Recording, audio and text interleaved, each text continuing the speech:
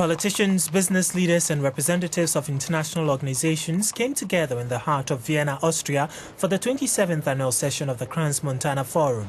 The guests discussed a wide range of issues from the role of women in decision-making to renewable energies, with the main angle being the rise of Central Eastern Europe as a new power and the migration crisis. One of the most memorable comments was that of Gregory III, the Syrian Greek Catholic patriarch of Antioc, Alexandria and Jerusalem, who had a surprising view on the reception of Syrian refugees in Europe. This is a double-edged sword. We are not happy when we hear Syrians welcome, because we want them to stay home, especially when we see all the problems they have to go through. But I think Germany, especially Germany and Sweden, really invited people a bit too much. They should have been more circumspect at the beginning.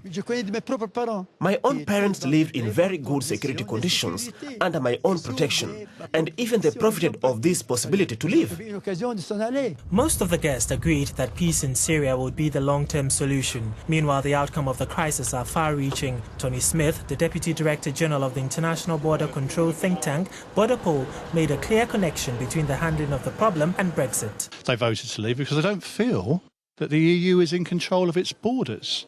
And when they see images flashed across their television screens from different parts of the external frontier where people aren't being properly checked, when they see terrorist attacks being perpetrated in places like Paris and Brussels by people who, some of whom have actually entered illegally by these routes or travelled outside of the EU and crossed borders and not been identified, then they get afraid. Being afraid was also one of the key words on the refusal of ex-communist Central Eastern European members to take in refugees, as the former Hungarian Prime Minister Peter Megyesi apologetically explained. It's also a key factor that these countries do not have a middle class.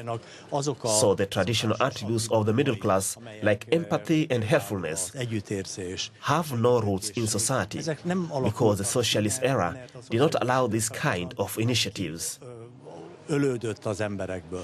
One of the key issues of the conference was the struggle of the European periphery towards integration and prosperity. The Western Balkan countries' ultimate goal is still the EU, as the president of Montenegro and Albania underlined.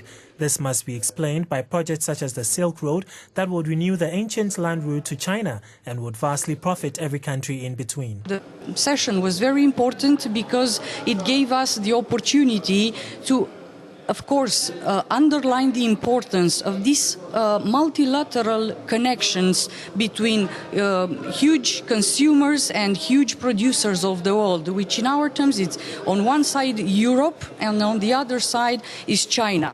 Building such a huge project is not easy. Getting financing for new infrastructure and tearing down commercial boundaries between countries takes time and a lot of networking. The right people brought together can easily hatch new ideas or solve old problems. That's where the founder of the forum, Jean-Paul Carteron, sees their mission. The subjects we are proposing in the program have only one goal. They serve as a pretext to gather high-level personalities, and the only reason to do this is for them to meet among themselves. Crans-Montana used the occasion to honor some of its high-level guests with a Foundation's Prize.